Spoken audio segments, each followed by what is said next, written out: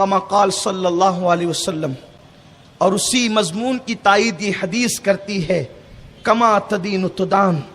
تم جیسا کرو گے تمہارے ساتھ ایسا ہی کیا جائے گا۔ میرے پیارے آقا صلی اللہ علیہ وسلم کے پیارے دیوانوں، بڑی مشہور و معروف و روایت اکثر آپ سنتے ہیں، اللہ کے حبیب غیب دا نبی صلی اللہ علیہ وسلم کی بارگاہ میں ایک جوان آیا اور عرض کیا، یا رسول اللہ صلی اللہ علیہ وسلم، آپ مجھے زنا کرنے کی اجازت دیں، میں زنا کرنا چاہتا ہوں۔ فاروق اعظم نے تلوار نکال لی، گستاخ بے ادب، تو یہ ہمت کیسے کر سکتا ہے کہ تو اتنے بدترین جرم و زنا کی اجازت حضور سے لینے آئے؟ تو میرے مالک و مختار پیغمبر نے اپنے اختیارات کا استعمال کرتے ہوئے فرمایا، عمر رہنے دو، عمر رکو، یہ بات مجھ سے کرتا ہے۔ آقا کریم صلی اللہ علیہ وسلم نے اس شخص کو، جوان کو کہا، کیا تجھے پسند ہے کہ کوئی تیری ماں کے ساتھ، تیری بہن کے ساتھ، تیری بیٹی کے ساتھ یا تیری بیوی کے ساتھ زنا کرے؟ عرض کی، نہیں یا رسول اللہ۔ آقا کریم صلی اللہ علیہ وسلم نے فرمایا کہ تو جس کے ساتھ زنا کرے گا،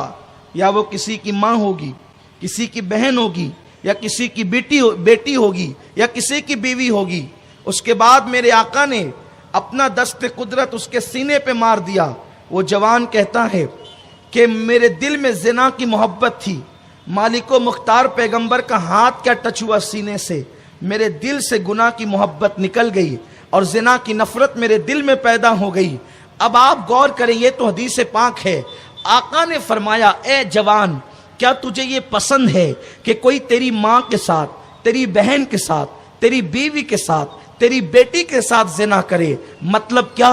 اگر تو کسی کے ساتھ زنا کرے گا وہ کسی کی ماں ہوگی، اور تو نے کسی کی ماں کے ساتھ زنا کیا تو تیری ماں کے ساتھ بھی زنا ہو سکتا ہے۔ اگر تو نے کسی کی بہن کے ساتھ زنا کیا تو تیری بہن کے ساتھ بھی زنا ہو سکتا ہے۔ اگر تو نے کسی کی بیٹی کے ساتھ زنا کیا تو تیری بیٹی کے ساتھ بھی زنا ہو سکتا ہے۔ اگر تو نے کسی کی بیوی کے ساتھ زنا کیا تو تیری بیوی کے ساتھ بھی زنا ہو سکتا ہے۔ زنا وہ قرض ہے، ہر قرض انسان اپنی طبیعت کے مطابق چکاتا ہے، لیکن زنا وہ بدترین قرض ہے کہ وہ اپنی طبیعت اور اپنے انداز سے نہیں چکاتا انسان، بلکہ ادھر وہ زنا کرتا ہے اور ادھر اس سے بدلہ لے لیا جاتا ہے۔ اللہ اکبر۔ اس لیے لوگوں، اگر تمہیں اپنی بہنوں سے، اپنی ماں سے، اپنی بیوی سے، اپنی بیٹیوں کی آبرو سے محبت ہے تو اپنی آنکھوں پر حیا کا پیرا بٹھاؤ، کبھی کسی کی طرف ہاتھ نہ بڑھانا، کبھی کسی کی طرف آنکھ نہ اٹھانا۔ اللہ اکبر۔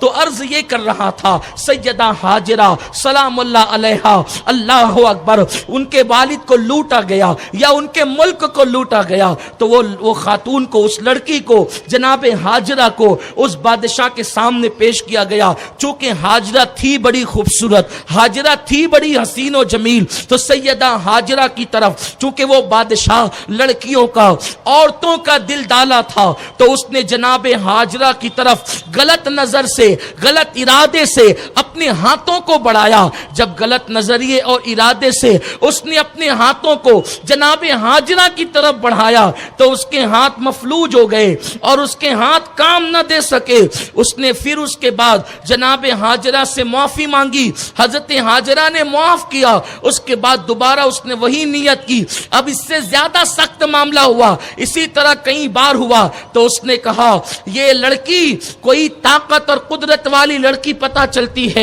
اس لیے اسے اٹھاؤ اور اس کو جیل میں ڈال دو، اسے قید کر دو۔ میرے پیارے آقا صلی اللہ علیہ وسلم کے پیارے دیوانوں، ہاجرہ نبی نہیں، نبی کی ماں بننے والی ہے، نبی کی بیوی بننے والی ہے۔ اللہ نے اس عورت کو، چونکہ وہ نبی کے نکاح میں آنے والی تھی، یہ شان عطا کی کہ اللہ تبارک و تعالیٰ نے کسی اجنبی مرد کا ہاتھ اس پر پڑنے نہیں دیا، جبکہ وہ مکمل طور پر اس مرد کے قبضے میں تھی، وہ جو چاہتا کرتا۔ لیکن چونکہ وہ نبی کی بیوی بننے والی تھی اور اس کو نبی کی ماں بننا تھا اور بالخصوص سید الانبیاء کی دادی بننا تھا، تو اللہ نے عصمت ہاجرہ کی کیسے حفاظت فرمائی؟ نادان، جب نبی کی بننے والی بیوی ابھی بنی نہیں، نبی کی بننے والی بیوی نبی کی بننے والی ماں ابھی بنی نہیں، بننے والی ماں، نبی کی بننے والی دادی جب عام عورتوں کی طرح نہیں ہوتی تو نبی عام مردوں کی طرح کیسے ہو سکتے ہیں؟ نبی کے لیے جسے پیدا کیا گیا اس کو اللہ نے بے مثال بنا دیا، ورنہ دیکھو لوگوں کا حال، دیکھو لوگوں کی کیفیت، معاذ اللہ ثم معاذ اللہ، عورتوں کی عزتیں کتنی محفوظ ہیں۔ ارے عورتیں مردوں کی عزتیں اب محفوظ نہ رہی، مردوں کا حال عجیب ہو گیا۔ میرے پیارے آقا صلی اللہ علیہ وسلم کے پیارے دیوانوں، اور اس کے بعد حضرت ابراہیم علیہ السلام ہجرت کر رہے تھے تو آپ اپنی بیوی جناب سارہ کو لے کر جب اسی بادشاہ کی سلطنت میں قدم رکھتے ہیں تو حضرت ابراہیم علیہ السلام کے ساتھ چونکہ جناب سارہ تھی تو وہ بادشاہ کے کارندے حضرت سارہ کو بھی لے گئے، اور اس کم وقت بادشاہ نے حضرت سارہ کی طرف بھی ہاتھ بڑھایا تو وہی حال ہوا۔ تو تب اس نے کہا کہ جیسے تو ہے ویسے ایک لڑکی میرے پاس اور ہے، کہ تیری طرف ہاتھ بڑھائے تو ہاتھ مفلوج ہو گئے، اسی طرح وہ ایک اور لڑکی تھی اس کی طرف بھی ہاتھ بڑھائے تھے تو یہی حال ہوا تھا، سو میرے لیے دعا کر۔ حضرت سارہ نے دعا کی، اس کے ہاتھ اچھے ہو گئے۔ پھر اس کے بعد اس نے کہا کہ یہ لڑکی اب میرے کام کی نہیں، تو جاتی ہوئی لے جا۔ تو تب جناب سارہ حضرت ہاجرہ کو لے کر کے آئی، اور لے آنے کے بعد کہا کہ ابراہیم آپ ان سے نکاح کر لیں تاکہ اللہ تعالیٰ ان کے ذریعے سے آپ کو نیک اولاد عطا فرمائے۔ حضرت ہاجرہ سے نکاح ہوا، اور نکاح کے بعد حضرت ہاجرہ سے اللہ نے سیدنا اسماعیل علیہ السلام کو وجود عطا فرمایا۔ دیکھو حضرت سارہ رضی اللہ تعالی عنہا نے عرض کیا میرے شوہر یہ بچہ یہ بیوی ایک کام کرے، آپ اس کو یہاں سے چھوڑ کر یہاں سے نکال کر کہیں اور کسی اور مقام پہ چھوڑ آئے۔ حضرت ابراہیم علیہ السلام کو تردد ہوا کہ میری پہلی بیوی دوسری بیوی کو کہیں پہنچانے کی بات کرتی ہے، تو اللہ کا حکم آیا ابراہیم جو سارہ کہتی ہے وہ اس کی مرضی نہیں، وہ ہماری مرضی ہے، اس لیے تم ایسا ہی کرو۔ حیرت کی بات ہے، آج عورتوں کو سوچنا چاہیے، لمبی لمبی زبانیں کر کے عورتیں لڑتی ہے شوہر سے، لیکن حضرت ابراہیم علیہ السلام نے ہاجرہ سے کہا ہاجرہ تم نے میرے ساتھ کہیں چلنا ہے۔ ہاجرہ نے یہ بھی نہیں کہا میرے سرتاج کہاں چلنا ہے۔ دیکھو بیوی کو شوہر کی کتنی فرما بردار ہونا چاہیے، بیوی کو شوہر کی کیسی وفادار ہونا چاہیے، یہ کیفیت ہے۔ اللہ اکبر، پوچھا بھی نہیں کہاں، اور آپ اپنی سواری پر اپنے بیٹے حضرت اسماعیل علیہ السلام کو لیتے ہیں، اور اس کے بعد اپنی بیوی سیدہ ہاجرہ سلام اللہ علیہا کو لیتے ہیں، اور وہاں پہنچتے ہیں جہاں آج کل مکہ المکرمہ ہے، مکہ شریف ہے، جہاں آج کل اس کو قرآن وادی غیر ذی زرع کے نام سے یاد کرتا ہے۔ وہاں کچھ نہیں تھا اس وقت، یعنی آج سے کم و بیش ہزاروں سال پہلے کی بات ہے، کچھ نہیں تھا، چھوٹے چھوٹے پتھریلے ٹیلے تھے، ریت تھی، پتھریلی زمین تھی، اور وہاں پر حضرت اسماعیل علیہ السلام حضرت ابراہیم علیہ السلام پہنچے، ننھے سے بچے اور اپنی بیوی کو لے کر اتار دیا۔ ابراہیم علیہ السلام نے پانی کا مشکیزہ بیوی کے ہاتھ میں دیا اور کھجور کی تھیلی دی، کھجوروں کی تھیلی، اور فرمایا بیٹھ جاؤ، خدا حافظ کہہ کر جب نکلے اللہ کی طرف سونپ کر فی امان اللہ کہہ کر اللہ کے سپرد کر کے جب آپ پلٹے ہیں تو جناب ہاجرہ ننھے سے بچے کو سینے سے لگا کے کھڑی ہو گئی اور پیچھے پیچھے چل دیا اور دامن پکڑ کے کہا میرے سرتاج اس وادی غیر ذی زرع میں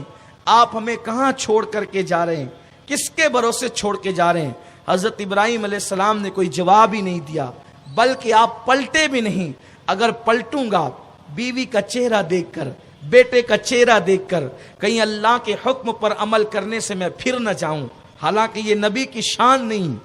یہ نبی کی شان نہیں، لیکن حضرت ابراہیم علیہ السلام کا تقوی، اللہ سے محبت کا انداز، پھر نہ جاؤں۔ تو آپ نے اپنی بیوی کے سوال کرنے پر کہا، جب بیوی نے کہا کہاں چھوڑے جا رہے ہیں، تو حضرت ابراہیم علیہ السلام نے ویسے ہی کہا یہ اللہ کا حکم ہے اور میں تجھے اللہ کے بھروسے چھوڑے جا رہا ہوں۔ تو حضرت ہاجرہ کے جملے یہ تھے کہ اگر یہ اللہ کا حکم ہے تو آپ جائیے، اللہ میرے لیے کافی ہے۔ سوچئے اور آپ بیٹھ گئی ہیں۔ حضرت ابراہیم علیہ السلام جب بہت دور چلے گئے، جہاں سے نہ ہاجرہ نظر آتی تھی نہ اسماعیل علیہ السلام، تو چونکہ تھے شوہر، ایسا نہیں کہ ایک بیوی کو چھوڑ دیا تو دوسری تو گھر میں ہیں۔ اللہ اللہ، کیا میاں بیوی کی محبت ہے، کیا پیار ہے۔ حضرت ابراہیم علیہ السلام جب اتنی دور چلے گئے کہ جہاں سے نہ ہاجرہ نظر آتی ہے بظاہر، نہ اسماعیل علیہ السلام علیہم السلام،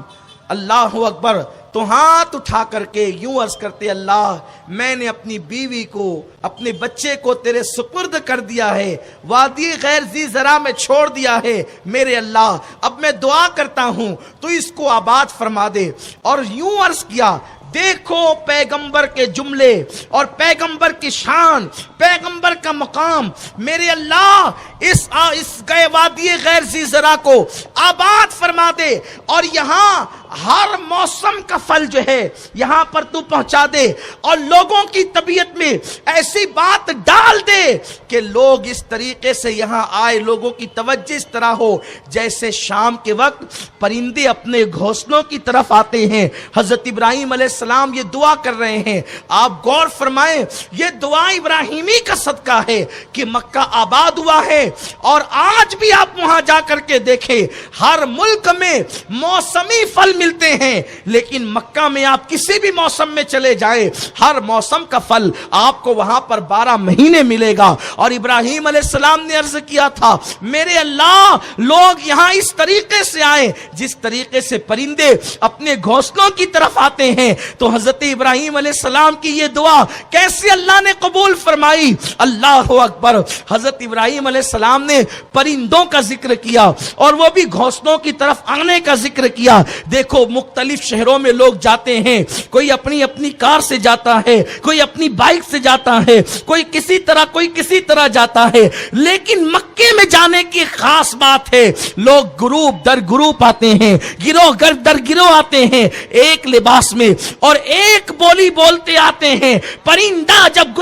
گھونسلے کی طرف جاتا ہے تو ہر پرندہ وہی بولی بولتا ہے جو دوسرا پرندہ بولتا ہے، لیکن سبحان اللہ، یہ اللہ کے نبی کی دعا، یہ نبی کا اختیار ہے کہ نبی جو کہتا ہے اللہ نبی کے جملوں کی لاج رکھتا ہے۔ اللہ اکبر، دیکھیں تو صحیح، بغلے جب جاتے ہیں تو سب سفید سفید لباس میں، سفید سفید انداز میں ایک ہی بولی بولے جاتے ہیں۔ کوے جاتے ہیں تو پورا گروپ ایک انداز میں جاتا ہے، اسی طرح چڑیے جاتی ہے تو چڑیوں کی بولی ایک ہوتی ہے، لیکن قربان جائیں، ہندوستان کا حاجی، پاکستان کا حاجی، بنگلہ دیش کا حاجی، برطانیہ کا حاجی، امریکہ کا حاجی مختلف بولیاں بولتے ہیں، مختلف کپڑے پہنتے ہیں، لیکن جب وہ مکے کی طرف جاتے ہیں تو ایک لباس میں کوئی عربی ہو عجمی ہو وہ عربی ہی بولتے جاتا ہے اور لبیک لبیک کی صدائیں بلند کرتا ہے۔ اور جب قافلے اتر کر کے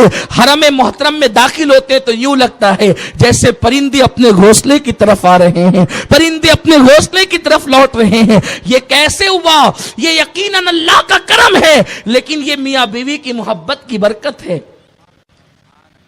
حضرت ابراہیم سے حضرت ہاجرہ نے وفا کیا تو اللہ نے میاں بیوی کی اس محبت کی یوں لاج رکھی کہ مکہ جیسا شہر آباد ہو گیا، مکے جیسے شہر کو وجود ملا۔ لیکن